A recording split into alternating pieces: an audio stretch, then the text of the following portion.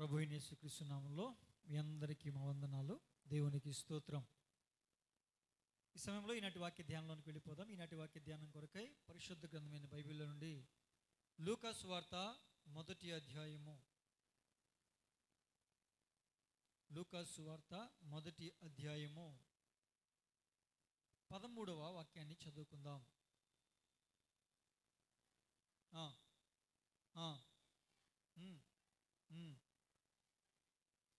అప్పుడు ఆ దూత జకర్యాతో, భయపడకుము, నీ ప్రార్థన వినబడినది. నీ భార్య అయిన ఎలిజబెతు నీకు కుమారుని కనును, అతనికి యోహాను అని పేరు పెట్టుదు. దేవునికి స్తోత్రం. హల్లెలూయా, హల్లెలూయా. దేవుని బిడ్డలారా, ఈ రోజున మనుషులకి చాలా రకాల భయాలు అలుముకున్న పరిస్థితి.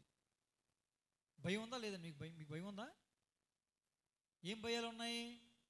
ఈ కష్టంలో నుంచి బయటపడతానో లేదో అనే భయం, ఈ వ్యాధిలో నుంచి బయటపడతానో లేదో అనే భయం, శ్రమల్లో నుంచి బయటపడతానో లేదో అనే భయం, ఇరుకు ఇబ్బందుల్లో నుంచి బయటపడతానో లేదో అనే భయం, ఈ అప్పుల లోయలో నుంచి బయటకు వస్తానో లేదో అనే భయం, నా పిల్లల భవిష్యత్తు ఎలా ఉంటుందో అనే భయం, నాకేమనైతే తర్వాత పరిస్థితి ఏంటి అనే భయం ఈరోజు అందరికీ అలుముకుంటూ ఉంది. అవునా కదండి? ప్రభు మాట్లాడుతున్న మాట, భయపడకుడి. ఏంటంట? భయపడవద్దు. మరి ఏంటంట?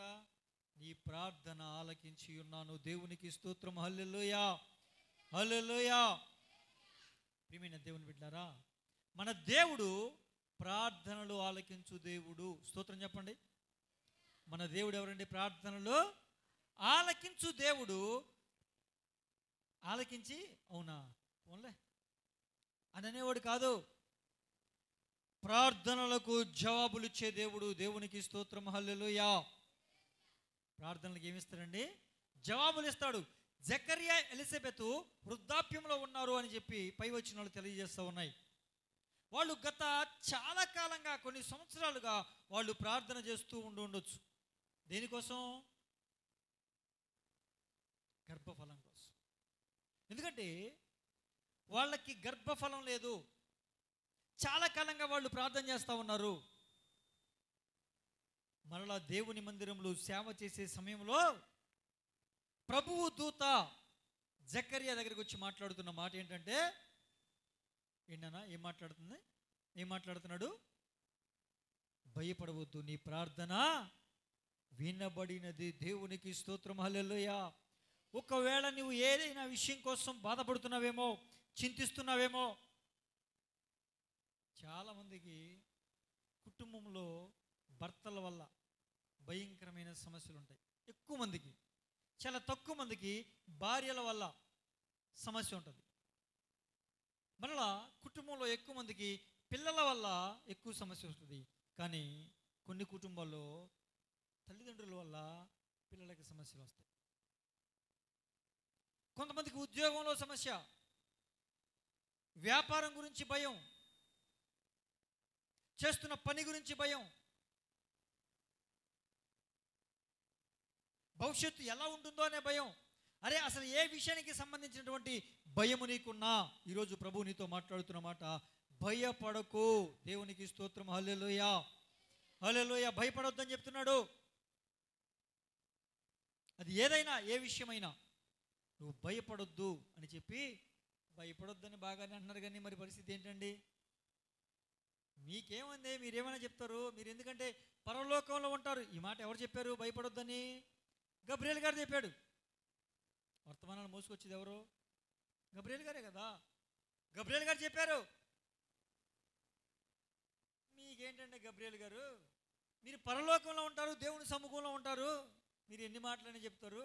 ఇక్కడ లోకల్, ఇక్కడ అనుభవిస్తుండే తెలుసుద్ది. ఇక్కడ భయపడొద్దు అని బాగానే చెప్తున్నారు. అభయహస్తం. మాకు భయపడకూడదనే ఉంటుంది. మరి ఏం చేస్తాం, పరిస్థితులు అలాగ ఉన్నాయి అని ఒకవేళ అనుకుంటూ ఉండొచ్చు ప్రజలు కూడా చాలామంది. పాస్టర్ గారు, మీరు గబ్రియల్ గారి పేరులో మా పేరు పెట్టుకోండి. పాస్టర్ గారు, మీకు ఏం పోయిందండి? మీరు ఏంటనే చెప్తారు, భయపడొద్దు అంటారు. కానీ ఇక్కడ లోకల్గా చాలా ప్రాబ్లమ్స్ ఉంటాయండి. ఎన్ని ఇబ్బందులు ఉంటాయి మీకేం తెలుసు? మా సమస్య ఏంటో మీకేం తెలుసు? ఎంతకాలంగా దానికోసం గోజులాడుతున్నాం మీకేం తెలుసు?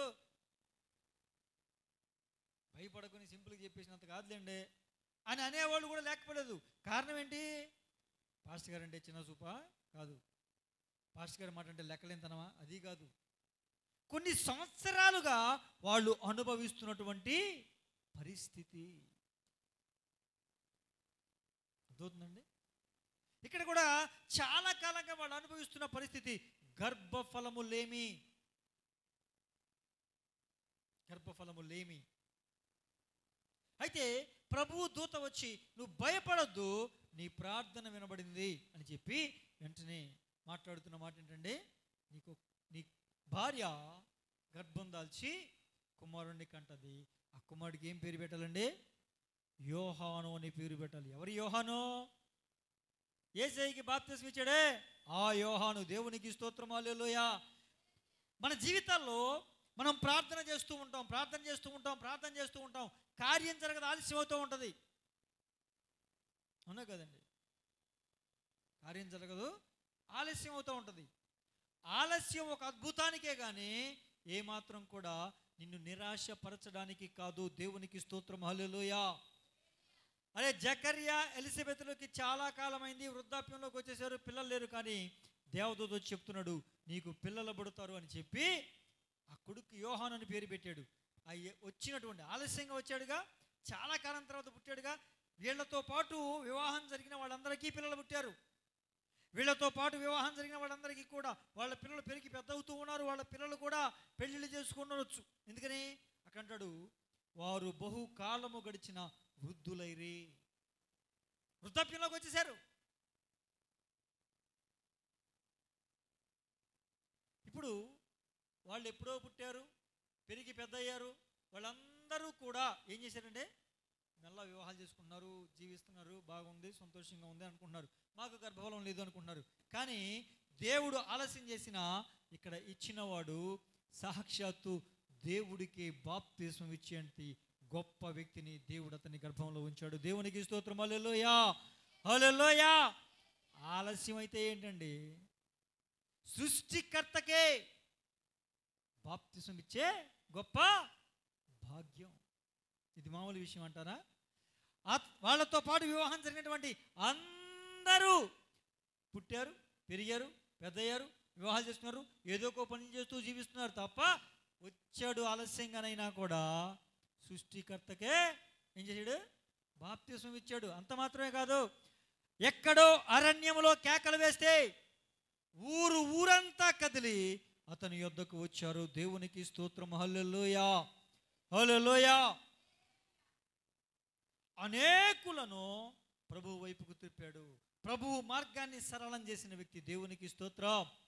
నీ జీవితంలో కూడా నువ్వు దేని నిమిత్తమైతే ప్రార్థన చేస్తున్నావో, ఎందు నిమిత్తమైతే గత కొంతకాలంగా కొన్ని సంవత్సరాలుగా నువ్వు ప్రార్థన చేస్తూ వస్తున్నావు, దేవుడు నీ ప్రార్థన ఆలకించాడు. ఆమేన్. దేవుడు నీ మనవి ఆలకించాడు, దానికి బదులుగా జవాబిచ్చాడు. ఆయన నీ ప్రార్థన అంగీకరించి దానికి జవాబును నీకు అనుగ్రహించబోతూ ఉన్నాడు. దేవునికి స్తోత్రం. ఈ 2026 సంవత్సరం ఆ ప్రార్థనకు జవాబు నువ్వు చూడబోతూ ఉన్నావు, అనుభవిస్తూ పోతున్నావు. దేవునికి స్తోత్రం కలుగును. ఇశ్రాయేలు ప్రజలు 400 సంవత్సరాలు ఐగుప్తుల యొక్క చెరలో మగ్గిపోయారు. అవునండి. ఇప్పుడు వాళ్ళు ఏం చేశారంట? వాళ్ళు ఏం చేశారు? ఐగుప్తీయులు పెడుతున్నటువంటి ఆ బాధను, ఆ కష్టాన్ని తట్టుకోలేక వాళ్ళు దేవునికి మొరపెట్టారంట. చూడండి ఒకసారి నిర్గమాకాండం 3వ అధ్యాయం. నిర్గమాకాండం 3వ అధ్యాయం.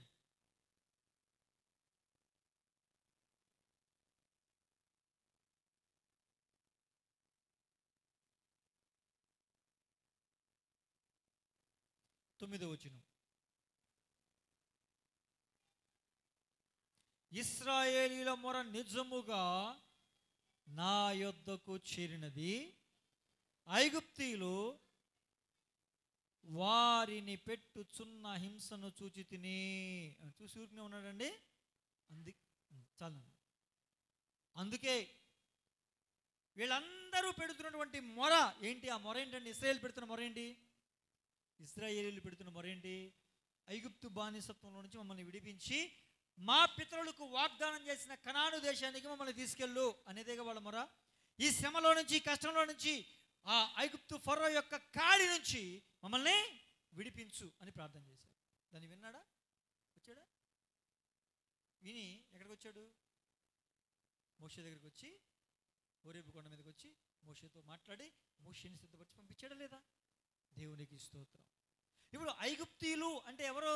ఐగుప్తీయులు పెడుతున్నటువంటి బాధ నేను చూశాను అన్నాడే.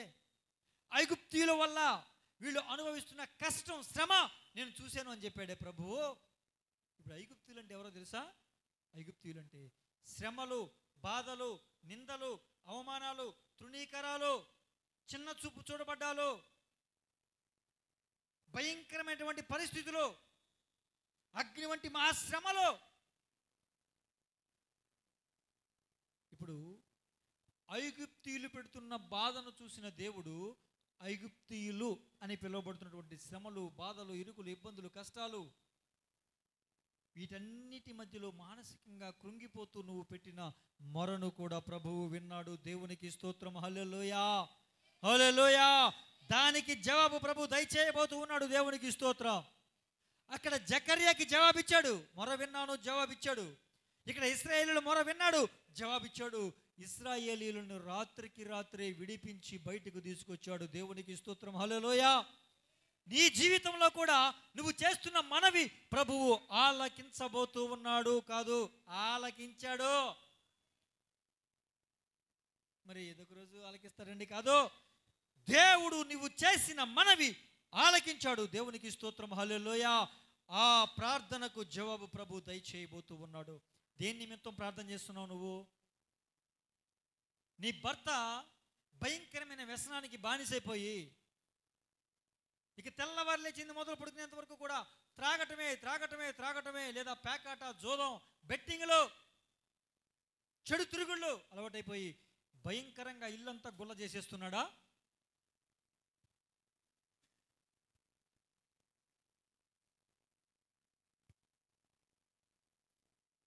ఏమీ బాధపడాల్సిన అవసరం లేదు. నువ్వు ప్రార్థన చేయి, నీ మనవి ప్రభు ఆలకిస్తాడు. నీ భార్య ఎంత చెప్పినా మాట వినని పరిస్థితిలో ఉందా?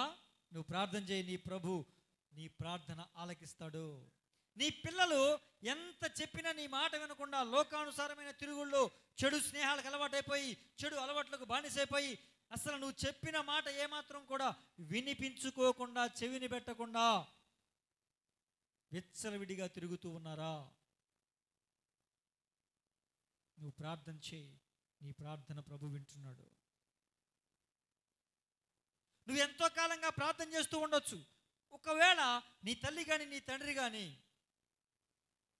వారి వల్ల నీ కుటుంబం కొన్ని సంవత్సరాలుగా నలిగిపోతూ ఉందా, కుమిలిపోతూ ఉందా? వారిద్దరి మధ్యలో అసమాధాన గలిబిలి ఏలుబడి చేస్తూ ఉందా? అందు నిమిత్తమై నువ్వు ప్రార్థన చేసావా? అయితే ప్రభు చెబుతున్న మాట, నీ ప్రార్థన నాకు వినబడింది. దేవునికి స్తోత్రం. దానికి జవాబు నేను ఇవ్వబోతూ ఉన్నాను. దేవునికి స్తోత్రం కలుగును గాక. ఇదిగో, నీవు ఎందు నిమిత్తమైతే నీ వ్యాపారం కోసం నువ్వు ప్రార్థన చేస్తున్నావేమో, నీ కుటుంబంలో ఆశీర్వాదం కోసం నువ్వు ప్రార్థన చేస్తున్నావేమో, నీ సేవలో ఎదుగుదల కోసం, అభివృద్ధి కోసం, ఆత్మల రక్షణ కోసం, ఆత్మల సంపాదన కోసం నువ్వు ప్రార్థన చేస్తున్నావేమో, ప్రభువు నీ ప్రార్థన ఆలకించాడు. ఒకవేళ నీ బిడ్డల వివాహం నిమిత్తం నువ్వు ప్రార్థన చేసేవేమో, నీ బిడ్డల యొక్క ఉద్యోగం నిమిత్తం నువ్వు ప్రార్థన చేస్తున్నావేమో, వాళ్ళ భవిష్యత్తు నిమిత్తం నువ్వు ప్రార్థన చేస్తున్నావేమో, అది ఎలాగుంటుందో అనే దిగులుతో నువ్వు ఉన్నావేమో, ప్రార్థన చేసావుగా ప్రభు అంటున్నాడు, నీ ప్రార్థన నేను ఆలకించాను, దానికి జవాబు నేను దయచేయబోతూ ఉన్నాను అన్నాడు. దేవునికి స్తోత్రం.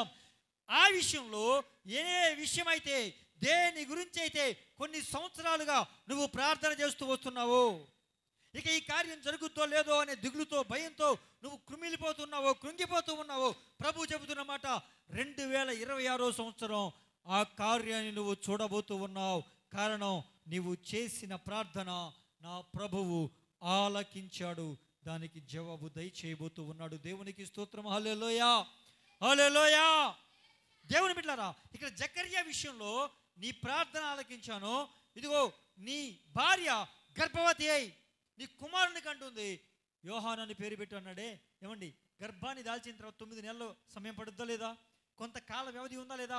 ప్రార్థనలు ఆలకించిన తర్వాత కొంత సమయం ఉందా లేదా? అది ఎంత సమయం? చాలా తక్కువ సమయం. ఇశ్రాయేలులు పెట్టిన మొర విన్నాడు. వాళ్ళ బాధ, వాళ్ళ ప్రార్థన, వాళ్ళ కష్టం విని చూసి ఏం చేశాడండి? మోషే దగ్గరికి వెళ్ళి మోషేని పంపించాడా లేదా? మోషే రాగానే ఫరో పంపించాడా? లేదు, కొంత సమయం పట్టింది, కొద్ది సమయమే.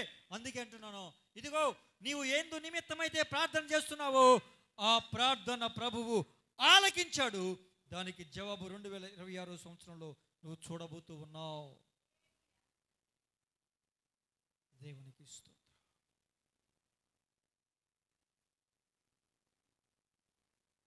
ఈ ప్రార్థన ప్రభు ఆలకిస్తున్నాడు. మనకందరికీ తెలుసు, మొదటి సమూయేలు 1వ అధ్యాయం 10-11 వచ్చిన మనకందరికీ తెలుసు. హన్నా గారి ప్రార్థన కనపడుద్ది. తనకున్నటువంటి గర్భఫల లేమిని బట్టి తోటి మనిషే చిన్న చూపులు, నిందించినట్టుగా మాట్లాడటం, తృణీకరించినట్టుగా మాట్లాడటం, బాధ పెట్టేలాగా మాట్లాడటం, కత్తిపోటు లాంటి మాటలు, దానివల్ల ఎంతో కృంగుదల, ఎంతో బాధ, ఎంతో భయంకరమైన దుఃఖం. ఆ దుఃఖంలో నుంచి కోపం, ఏం చేయాలో అర్థం కాని పరిస్థితి. కోపం వస్తే మీదకి వెళ్ళిపోయి కొడదామో తిడదామో, ఎదురుగా పోట్లాడడం కాదు, మిక్కిలి కోప కారణం చేత దేవుని మందిరంలో ప్రార్థన చేసింది. ప్రార్థన చేస్తే అప్పుడు ఏలీ గారు ఏమన్నారండి? నీవు చేసిన మనవిని యెహోవా నీకు దయచేయునుగాక. హల్లెలూయా, హల్లెలూయా. దానికి బదులుగా జరిగిందేంటి? ఎవరు దిగారండి భూమి మీదకి? సమూయేలు దిగాడు. దేవుని తర్వాత దేవుని స్థానంలో ప్రజలు ఒక రాజును కోరుకుంటే, మొట్టమొదటి దేవుని ప్రజలకు మనుషులలో ఒక రాజు కావాలంటే ఆ రాజును అభిషేకించేవాడు, రాజులను సైతం అభిషేకించేవాడు. దేవునికి స్తోత్రం. హల్లెలూయా. ప్రియమైన దేవుని బిడ్డలారా, ఒకటే చెప్తున్నాను, నీ శ్రమలు, నీ బాధలు, నీ నిందలు, నీ అవమానాలు, నీ కష్టాలు ప్రభువు చూశాడు. వాటి నిమిత్తమై నీవు పెట్టినటువంటి మొర విన్నాడు, ఆ ప్రార్థన ఆలకించాడు, దానికి జవాబులు రాబోతూ ఉన్నాయి. రెండోదిగా, గర్భఫల విషయమై నీవు చేస్తున్న ప్రార్థన, ఒకవేళ వింటున్నటువంటి ప్రియమైన దేవుని బిడ్డలారా, మీ కుటుంబంలో కానీ, మీరే కానీ, మీ కుటుంబంలో కానీ, మీ రక్త సంబంధికుల్లో కానీ, మీకు తెలిసిన వాళ్ళల్లో కానీ ఒకవేళ ఎవరైనా గర్భము లేక వివాహాలు జరిగి కొన్ని సంవత్సరాలైనా కూడా ఎదురు చూస్తూ ఉన్నారేమో, దిగులు పడాల్సిన అవసరం లేదు. వారి నిమిత్తమై మీరు ప్రార్థన చేయండి. మీ ప్రార్థన ఆలకించి ప్రభు వారికి కార్యం చేస్తారు. గర్భఫల విషయంలో ప్రభు కార్యం చేస్తాడు. దేవునికి స్తోత్రం. హల్లెలూయా, హల్లెలూయా. యోనా అనే ఒక ప్రవక్త గారు నీనెవే పట్టణానికి వెళ్ళి ఒక దినమంతా ప్రయాణం చేసి ప్రకటన చేశాడు. ఏంటో తెలుసా? అది 3 దినములంత ప్రయాణము చేయగలిగినంత పట్టణం. అయితే ఒక దినమంతా ప్రయాణం చేస్తూ, మీరు దేవునికి వ్యతిరేకంగా పాపం చేస్తున్నారు, దేవుని ఆజ్ఞను మీరు ప్రవర్తిస్తూ ఉన్నారు, ఖచ్చితంగా దేవుని ఉగ్రత ఇదిగో ఈ పట్టణం మీదకి రాబోతూ ఉంది, 40 రోజుల్లో మీ పట్టణాన్ని ప్రభువు నాశనం చేస్తున్నాడు అని విన్నారు. వినబడింది. రాజు మొదలుకొని అల్పులు వరకు ప్రతి ఒక్కరు కూడా ఏం చేశారండి? ప్రార్థన ప్రారంభించారు. ఉపవాస ప్రార్థనలోకి వచ్చేసారు. దేవునికి ప్రార్థించి, అయా మమ్మల్ని క్షమించు, మమ్మల్ని క్షమించు, మమ్మల్ని క్షమించు అన్నారు. ఇక మరలా ఈ తప్పు చేయము అని ప్రాధేయపడితే, ఆ 3వ అధ్యాయం 10వ వచనంలో ప్రభు వారు మాట్లాడతారు. వారు చేసిన మనవి విని, వారు వారి చెడుతనము నుంచి తొలగిన విషయాన్ని చూసి తాను చేయనుద్దేశించినటువంటి కీడు నాశనం చేయక మానాడు. దేవునికి స్తోత్రం. హల్లెలూయా, హల్లెలూయా. అదేందో ప్రియమైన దేవుని బిడ్డలారా, అంటే ఇక్కడ ఒకవేళ తెలుసు తెలియకు పాపంతో పట్టబడిపోయేవేమో, పాపంలో మగ్గిపోతున్నావేమో, పాప శాప బంధకాల్లో ఉండిపోయేవేమో, ఆ పాపం అనే వ్యసనానికి అలవాటైపోయావేమో, త్రాగుడనే వ్యసనానికి అలవాటైపోయావేమో. మందిరానికి వస్తూ ఉండొచ్చు,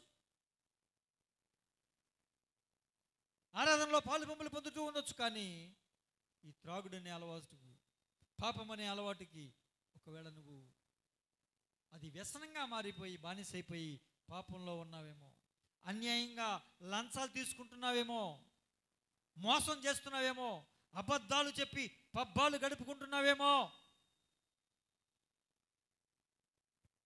ప్రభువా నన్ను క్షమించు అని నినివే పట్టణస్థులు మేము చేస్తున్న పాపాన్ని క్షమించయ్యా, ఇదిగో మా దోషాన్ని క్షమించయ్యా, మా అతిక్రమాన్ని క్షమించయ్యా, ఇదిగో మేము ఇలాంటి జీవితాన్ని కలిగి ఉన్నవారం ప్రభువా మమ్మల్ని క్షమించు మరొకసారి చేయమంటే నినివే పట్టణం మీదకి ఉగ్రతను ఆపేసిన దేవుడు నీ పాపము నిమిత్తం నువ్వు ప్రార్థన చేస్తే నీ ప్రార్థన కూడా ఆలకించి నీ పాపము నుంచి నిన్ను కడిగి పరిశుద్ధపరిచి పవిత్రపరిచి మరలా నీకు ఒక గొప్ప అవకాశాన్ని ప్రభువు ఇస్తారు. అంత మాత్రమే కాదు, పాపము ద్వారా దానికి వచ్చే జీతం మరణములోనికి వెళ్ళబోతున్నటువంటి నిన్ను ప్రభువు తప్పించి పరిశుద్ధునిగా మారిన కారణం చేత, పాపాన్ని విడిచిపెట్టిన కారణం చేత, అన్యాయ అక్రమ మోసాలు వదిలివేసిన కారణం చేత ఆ రెండవ మరణంలో నుంచి నిన్ను తప్పించి స్వర్గం అనే పరలోకాన్ని దేవుడు నీకు ఇవ్వడానికి ప్రభు ఆశతో ఎదురు చూస్తూ ఉన్నాడు. దేవునికి స్తోత్రం. హల్లెలూయా,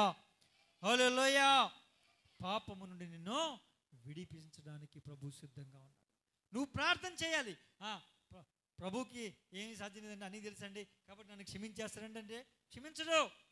నీ నోటితో నువ్వు చేసినది ఒప్పుకుంటేనే, పశ్చాత్తాపంతో ఆయన పాదాలు పట్టుకుంటేనే నీ ప్రార్థన ఆయన పాదాల దగ్గరికి వెళుతుంది. లేకపోతే నువ్వు ఎందు నిమిత్తం ప్రార్థన చేసినా నీ పాపం అనే అడ్డుగోడ నీ ప్రార్థన ప్రభువు పాదాల దగ్గరికి చేరకుండా అది ఆపివేస్తుంది.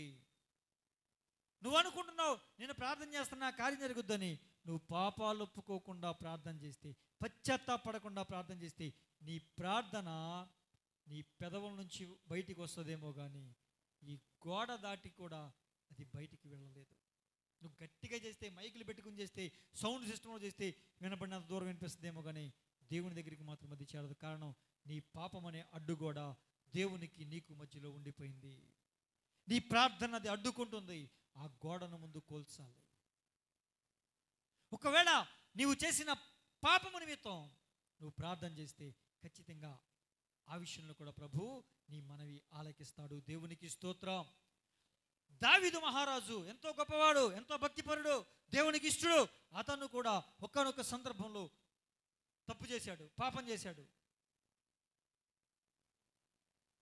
దేవుడు చెప్పకుండా జనాభాను లెక్కించాడు. దేవుడు చెప్పకుండా జనాభాను లెక్కిస్తే వాడు నాకు విరోధమైన పాపం చేశాడు అని దేవుడు కోపం రగిలితే ప్రభు పాదాలు పట్టుకుని క్షమించమని అడిగాడు. బత్షెబా విషయంలో కూడా అలాగే నన్ను క్షమించు ప్రభు అని కన్నీటితో ప్రార్థన చేసి పశ్చాత్తాపడితే ప్రభు క్షమించాడు. నీ పాపము నిమిత్తమై నువ్వు చేస్తున్న ప్రార్థన ప్రభు వింటాడు. నీ పాపము నుంచి నిన్ను క్షమించి నీ పాపాన్ని తుడిచివేస్తాడు, కడిగి వేస్తాడు. నిన్ను ఆయన రక్తంతో కడిగి నిన్ను పవిత్రపరుస్తాడు. అయితే నువ్వు ప్రార్థన చేస్తేనే ఆ విషయం నీ పట్ల జరుగుతుంది. దేవునికి స్తోత్రం. హల్లెలూయా, హల్లెలూయా. దేవుని బిడ్డ, ఇక రోగముల నిమిత్తం ప్రార్థన చేసిన ప్రభువు నీ ప్రార్థన ఆలకిస్తాడు. అసలు నీకు అది పుట్టుకతో వచ్చిన వ్యాధైనా, పుట్టుకతో వచ్చిన వ్యాధైనా, డాక్టర్లు మాకు చేత కాదు, మా వల్ల కాదు అని చేతులు ఎత్తేసినా నా దేవుడు స్వస్థపరచుటకు చాలినవాడు. దేవునికి స్తోత్రం. హల్లెలూయా, హల్లెలూయా. మార్కు సువార్త 10వ అధ్యాయం 47వ వచనంలో దావీదు కుమారుడా నన్ను దాటిపోకయ్యా. ఏమంటాడండి? దావీదు కుమారుడా నన్ను దాటిపోక. ఎవడతను? గుడ్డివాడు రోడ్డు పక్కన కూర్చున్నాడు. యేసు ప్రభు మార్గం గుండా వెళ్తున్నాడని చూశాడు. ఇదే మిక్కిలి అనుకూల సమయం. ఈ సమయం మించిపోతే నాకు మరలా ప్రభు దొరకడు అనుకున్నాడు. అనుకుని ఏం చేశాడండి? దావీదు కుమారుడా, నజరేయుడైన యేసు అని పిలుస్తున్నాడు. ప్రభువు పాదాలు అక్కడ ఆగాయి. ప్రభు ఏం చేశాడండి? ఆగిపోయి ఆ వ్యక్తిని పిలవండి అన్నాడు. పిలిచారు. నీకేం కావాలి అని అడిగితే అతడు చెప్పిన మాట ఏంటో తెలుసా అండి? అతడు చెప్పిన మాట ఒకసారి చదవండి. మార్కు సువార్త 10వ అధ్యాయం. మార్కు సువార్త 10వ అధ్యాయం 51, 52 వచనాలు. మార్కు సువార్త 10, 51, 52.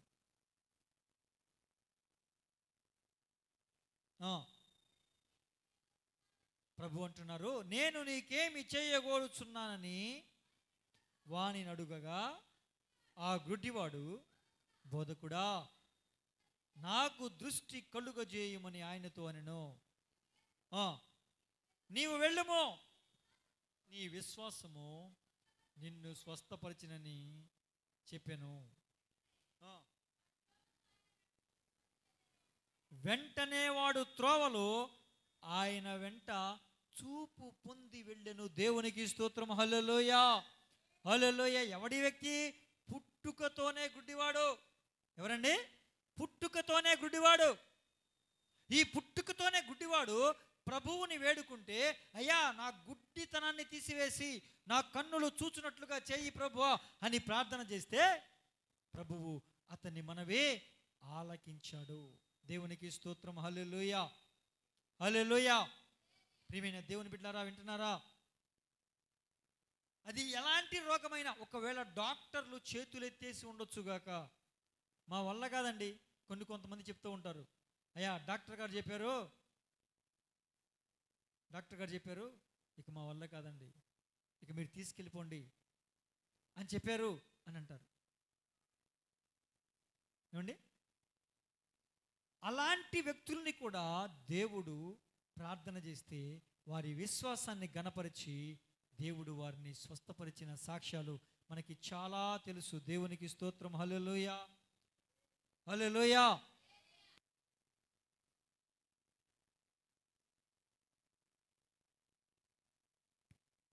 దేవునికి స్తోత్రం. దేవుని బిడ్డలారా, నువ్వు ఎందు నిమిత్తం ప్రార్థన చేస్తావో, అది ఏ విషయమైనా, ఒకవేళ నువ్వు ప్రార్థన చేస్తే ఖచ్చితంగా దేవుడు నీ మనవి ఆలకిస్తాడు, దానికి జవాబును దయచేస్తాడు. దేవునికి స్తోత్రం. హల్లెలూయా, హల్లెలూయా. మనకందరికీ తెలుసు, అపోస్తుల కార్యాల గ్రంథం 2వ అధ్యాయంలో, 1వ అధ్యాయంలో ప్రభువారు వాగ్దానం చేసిన ఆత్మ కొరకు వాళ్ళు ప్రార్థన చేశారు. ఏక మనస్సుతో ఎడతెగక 120 మంది ఒకే గదిలో కూడుకుని వాళ్ళు ప్రార్థన చేస్తూ ఉంటే వాళ్ళ ప్రార్థన ప్రభు ఆలకించి అంగీకరించి 10 రోజుల తర్వాత 10వ రోజున ఏం జరిగిందండి? పరిశుద్ధాత్మ దేవుడు వారి మధ్యకు దిగి వచ్చాడు. దేవునికి స్తోత్రం. హల్లెలూయా. అరే, అడుగుడి మీకు ఇయ్యబడును. ఏంటండి? అడుగుడి మీకు ఇయ్యబడును అన్నాడు. నువ్వు ఏది ఆయన నామమున తండ్రి అయిన దేవుణ్ణి అడుగుతావో అది ఏదైనా ప్రభువు చేటుకు చాలినవాడు. పరిశుద్ధాత్మను నువ్వు అడగాలి. దేవునికి స్తోత్రం. హల్లెలూయా.